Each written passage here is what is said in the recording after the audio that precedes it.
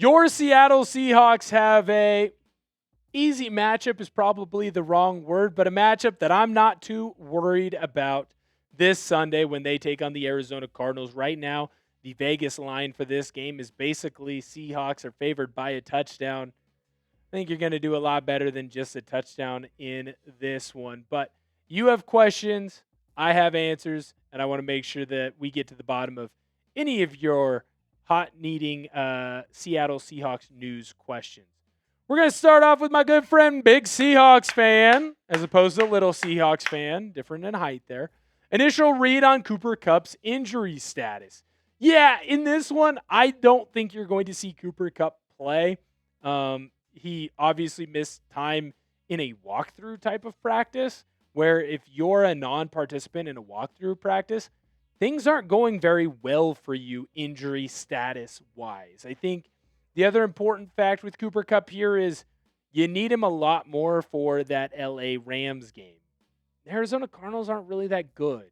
And if you go in and absolutely lay an egg and lose to the Cardinals, then you deserve to lose them. Cooper Kupp isn't going to make the difference in that one or not, right? So to me, I believe that let Cooper Kupp sit out of this game. Don't try and force him back. It's a hamstring and a heel injury. Let him do his best to try and get back by that Rams game. You're going to need it. It's the best two teams in the NFC. What I need you to do right now, though, is go in and like the video. So that way you can help give some good mojo over to Cooper Kupp and help our channel out just a little bit. Jet! Good to see you, man. Thank you so much. Do you think we have a better D than the Broncos? If not, what do you think they do better? Here's what I'm going to tell you, Jet. I think there are two reasons why you have a better defense than the Denver Broncos. One, I think that you're basically getting the same output from your defensive line, and your defensive line isn't just great at stopping opposing passing attacks and getting to the quarterback like the Denver Broncos. You do an even better job of stopping the rushing attacks of other teams. That forces them to throw the ball more, which allows you to get to the quarterback more. You're not blitzing, and you're doing this just by having your players win one-on-one matchups. Now, the other thing that I think is important for you to realize is as good as your defense has been, and it's the best defense in the NFL when it comes to DVOA, which DVOA essentially means if it's a 1st and 10 and teams run the ball to the right side, they average gaining 3 yards a carry on that right side run. The Seahawks are basically stopping them to a 2-yard gain or a 1-yard gain or less, right? So whatever the average or expected yardage gain, the Seahawks are pushing teams way back behind that and not allowing them to get to that yard gain. You're doing all that for most of this season without your starting cornerback in Devin Witherspoon and without your star safety in Julian Love. Julian Love, hopefully, fingers crossed, you get him back by the beginning of December. Devin Witherspoon, looks like he's back. He's returned, hopefully, fingers crossed. He's here for the long term, and he's not going to keep getting injured. If you can continue to play at this rate and continue to succeed at the way that you have been, this defense is only going to get better because it's going to get stronger. In my eyes, that's why you're better than the Denver Broncos. Sicky, what up, man? Good to see you. Do you think Seattle needs to give it more to K9? Look, I'll be the first one to admit it. Hand up, I was wrong. I came into the year and I said that Kenneth Walker needed to lose some of his carries to Zach Charbonnet.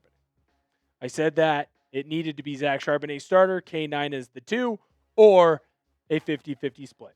Now, the Seahawks have continued that 50-50 split, but it's clear to me that Kenneth Walker is going to be your big play back. That means I think he needs a few more touches a game. It needs to be closer to a 65-35 split. Did the math there correctly. Shout out Miss Kretz. Needs to be a 65-35 split. I don't want you to go full all in with one over the other. I think that leads to too many hits for both running backs and could lead to more injuries. You're a better team when you have both running backs doing what they do best for you. Kenneth Walker's a little more silky smooth, where Charbonnet is a little bit more power going to run through you. But at this point, I think that Kenneth Walker has done enough to earn himself a few more carries per game than Zach Charbonnet. He's got the bigger plays. He's got the bigger explosive abilities right now. Corbin, what up, man? Good to see you. When do you think Love will be back? Right now, I don't have a true good read on it. Obviously, he's on IR, so that means Love's going to be out at least 4 weeks. Now, he already missed one game against the Commanders, so he's got 3 more weeks to go. There's a part of me, big part of me right now, that says take 2 extra weeks, right? Or whatever that number is. I'm tired of seeing him, hey, he's back at practice, and then he re-injures his hamstring. Those soft tissue injuries, they don't seem to really hold up. They continue to be nagging. I think you've seen enough production from Ty Okutta, from Kobe Bryant, from Nicky Manwari in that safety position group that you can trust them to hold down the fort until he comes back. Right now, you're probably getting 85 to 90% of the production that you would get with Julian Love even there. So let him take time. Let him come back. Ty Okutta's impressed me because every single week he keeps getting better. Love, take the time that you need before you come back 100%, because can't have you keep going in and out of the lineup. Not to quote Michael Scott, but I'm going to. I can't deal with the snip, snap, snip, snap, snip, snap. You have no idea how many, well, I guess we'll leave it off at there. All right, Drew Pearson, what up? Good to see you. Why didn't Seattle trade for a right guard? I don't know, man. I think that there is a clear indication in that front office that they view Anthony Bradford as good enough. I disagree.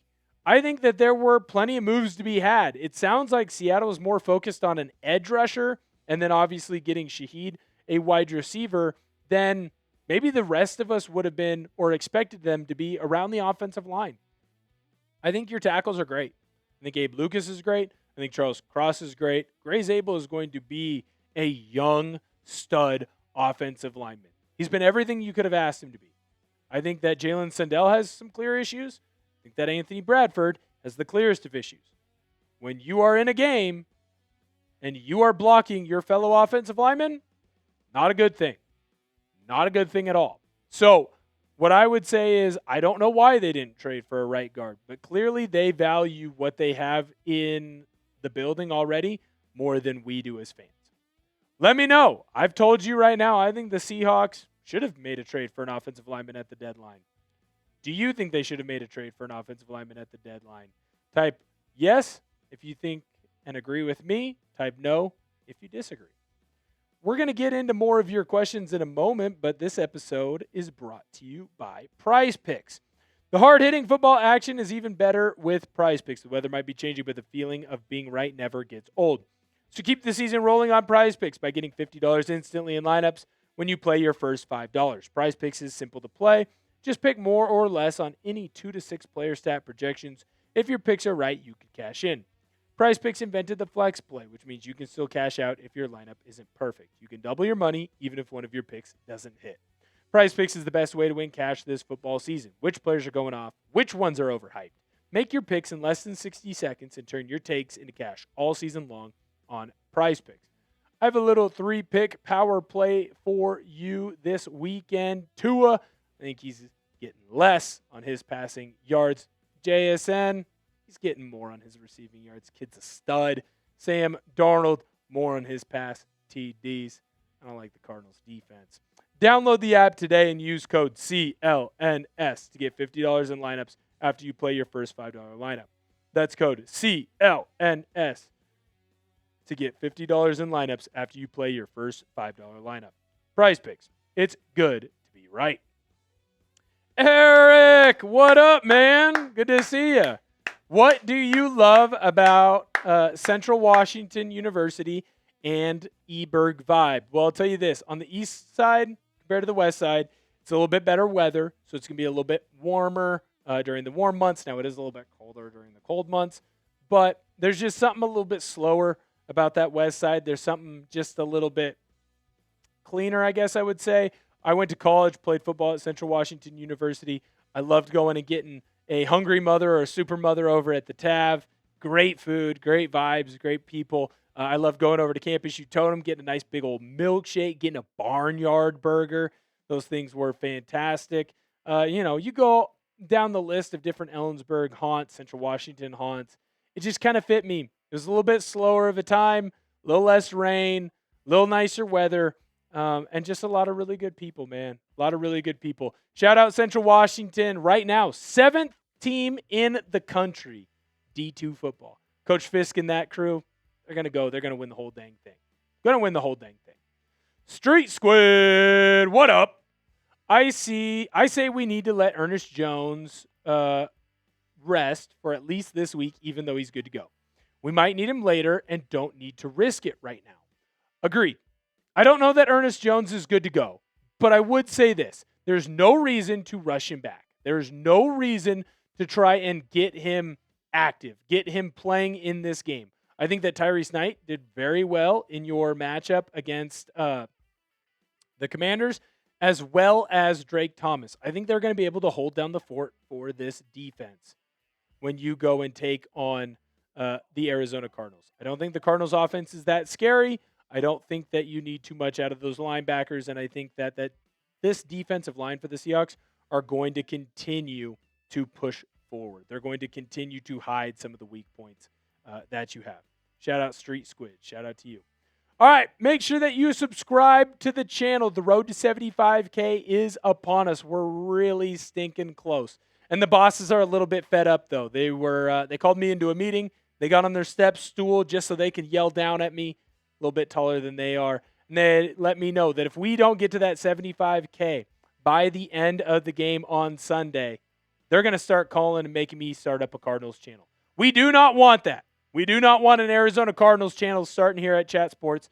We want Chat Sports to continue to cover 30 of the 32 NFL teams. No Rams channel, no Cardinals channel. So make sure that you go in and you hit that subscribe button.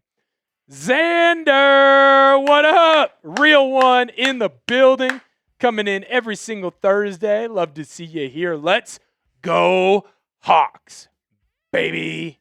Love it, man. I couldn't agree more. Let's go Hawks. It's always a good Sunday when your Seattle Seahawks come away with a victory. Robert Cavalieri, I hope I pronounced that correctly. And remember, if I pronounced it incorrectly, I actually didn't say it incorrectly. You just heard it wrong. Seahawks, how many receiving yards from JSN? In this one, so he's going to get to that 1,000-yard mark. I think he's right at like 940 right now, 940. I think that he is going to basically get 100 plus again. At this point, if you think or go into a game expecting Jaxon Smith-Njigba to not have 100 yards, I don't know what to tell you. I understand that last time you played the Cardinals, he had 73. They didn't have Rashid Shaheed on the outside with him. He didn't have a Torrey Horton who is really growing into his own in this offense. A.J. Barner wasn't playing at the rate that he had been. I know that Barner's been dealing with some injury stuff, but Elijah Arroyo has stepped up. And if Elijah Arroyo needs to step up on Sunday because A.J. Barner isn't able to go, then he will step up. I just feel like this offense is clicking on all cylinders right now, and Jaxon Smith-Njigba is just going to continue to hit those 100-yard marks, or you'll have games where he starts out slow because teams are so focused on him, and it opens up everything for everyone else. Then they have to stop focusing on JSN. He goes off for big numbers. Robbie Aaron, what up, man? Good to see you. What do you think our final record will be? I think going into the year, I predicted the Seahawks right around that 11-12 win mark. I'm sticking to it, man. I'm sticking to it. I think that if you go 12-5, that's going to be a pretty good mark. Had to do my math there in my head real quickly. I think 12-5 would be a good mark. I think it probably wins the NFC West. But, I mean, shoot, right now you got 2 losses on the year, and I think you can make a strong argument in both cases that you shouldn't have lost those games. If your defense plays a little bit better against Tampa Bay, and if your offense had actually got going against the 49ers, you might be undefeated right now. You might be undefeated. Seahawks team is special. Literally Matt Flynn. What's up, Matt Flynn?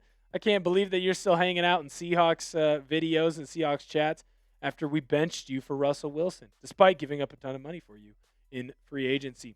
How much will Shaheed play on Sunday? I think you're going to see a distinct package for him. Now, what is going to help make the transition a little bit easier for Shaheed and for the Seahawks offense, he played in Clint Kubiak's system before. He knows what the verbiage is. He's not going to be all that confused by what's going on. I think that Shaheed is going to come in, step up for this team, and he is going to continue his stellar play, right? I think that he comes in, you probably have 10 to 15 plays set up for him, a couple bubble screens, a couple tunnel screens, but most of it being deep play shots for him. That's going to force the Cardinals to be prepared for what he can do. Now, he might be more of a decoy on Sunday, but don't be shocked. Don't be shocked if the kid has 1 or 2 catches and he ends up having like 80 yards in the game and a touchdown because he caught a big 60-yard bomb or whatever.